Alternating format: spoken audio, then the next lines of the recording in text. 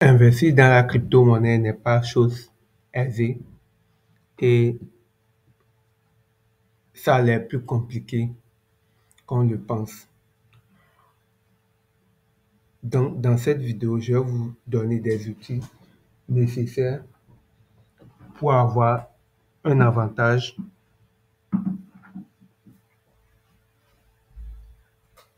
sur les autres personnes qui s'intéressent à cet écosystème. Dans mes précédentes vidéos, dans lesquelles j'ai spécifié tous les 5 éléments primordiaux nécessaires à avoir sur un projet crypto-monnaie, sur un token, il y en a un élément qui est plus ou moins aberrant, plus simple, mais qui est l'ultime force d'un investisseur dans l'écosystème. C'est être à l'affût de l'information, des événements sur le projet.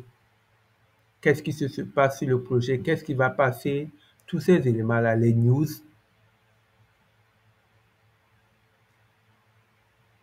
permettent d'avoir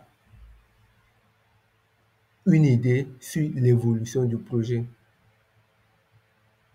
L'analyse technique, c'est bon, mais l'analyse fondamentale aussi, c'est une information ultime.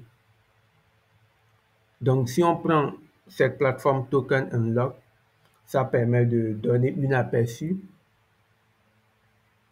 la libéralisation du token, quelles sont les personnes qui vont recevoir ce token, est-ce que c'est la communauté, les VC, pour le marketing, les fondateurs du projet, la team, etc. Donc, quand il y a libération, c'est que soit ça va chuter, soit il y aura forcément un dump sur le marché. L'écosystème regorge sur l'offre et la demande.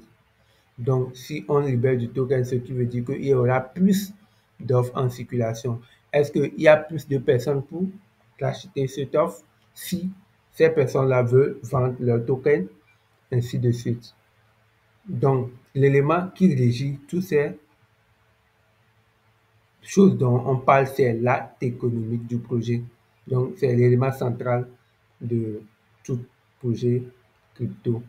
Donc, ça va dépendre de l'acte économique du projet. On aura la libéralisation ou bien ces différentes parties qui rentrent en jeu sur la globalité du token. Donc, cette économique-là, ça régit juste l'élément économique du projet ou bien du token. Donc, cette plateforme, c'est juste l'un des aspects fondamentaux d'un concept économique et désigne un mécanisme au cours duquel un projet libère des tokens à l'issue d'une période de verrouillage prédéfinie et connue publiquement. Par exemple, si on prend SU, on sait que dans 24 heures, dans 36 heures, il y aura une libération. Ainsi de suite pour les différents projets. Si on prend Akan, dans 290 jours, à peu près 4 mois, quelques jours, il y aura une libération de tokens de 114 millions de dollars. Si on prend le mint, dans 288 jours, ainsi de suite. Et on peut toutefois aller plus en détail sur cette libération, précisément le 18 juillet 2024, pourcentage des investisseurs environ, c'est-à-dire 0%, advisor 0%, corps contributeur 0%.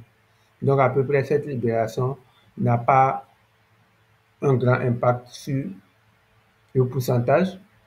Est-ce que les investisseurs vont vendre ce token? C'est moins de, ça n'atteint même pas 0,1%. Donc du coup,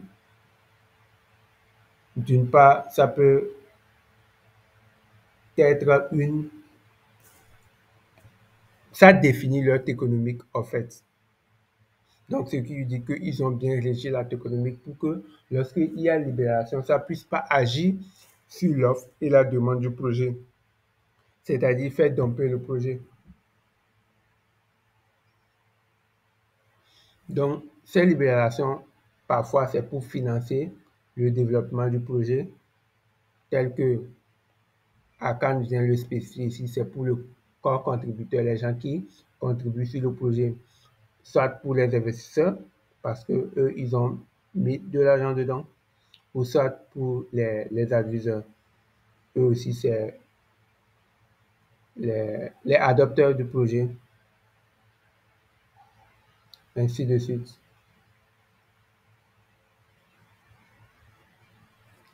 Maintenant, cette plateforme a un mécanisme spécifique. Ça permet de garantir que toutes les parties prenantes du projet soient alignées. Donc, c'est juste pour clarifier les informations nécessaires sur le projet. Et peut-être on peut trouver certains projets là-dedans, d'autres ne seront pas affichés, ainsi de suite. Bah, ça, s'ils ont plus d'informations, ça serait affiché. Et dans cette même logique, il y a plusieurs plateformes comme Défilament, comme DropTab. Avec DropTab, il y a plus d'informations que j'en ferai une vidéo spéciale pour DropTab et Défilament dans le même thématique.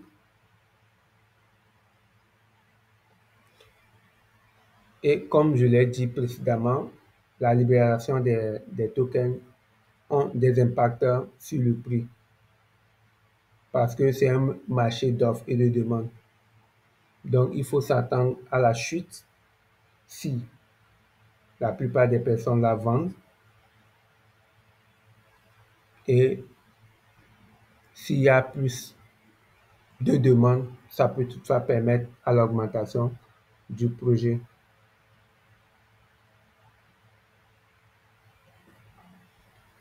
Donc, n'hésitez pas à utiliser cet outil.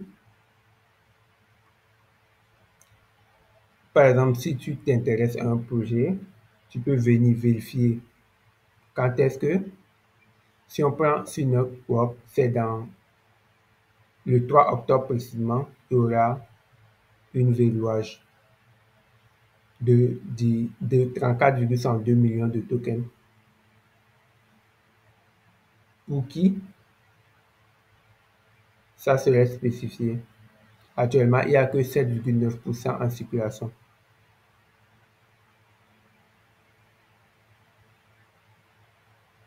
Donc, ainsi de suite. Et cette verrouillage c'est uniquement pour les Community Access Programmes. Donc, c'est uniquement pour la communauté.